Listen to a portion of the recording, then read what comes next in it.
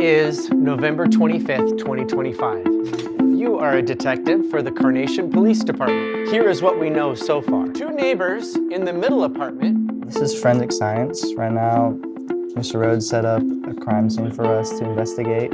We've gone through the steps on how to do it the past couple weeks, and we've watched other people do it on documentaries and stuff, so now it's our turn to do it, see if we have learned enough to put it together ourselves. When we're working on crime scene investigation, the thing that we want to kind of talk about is the 7 S's of a crime scene.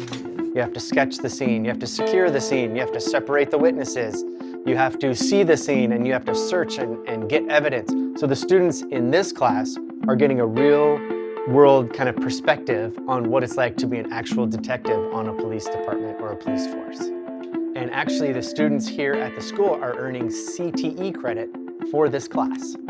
You know, it's more effective than lectures, right? Because we're actually doing it. Both the bodies are on their way to the coroner's office. I really like true crime, and so being here and seeing like the police side of it it's just really interesting to me. We can just give them like a stepping stone towards a career, well then we've done our job, and I feel like that's super important for kids, especially in the Riverview School District.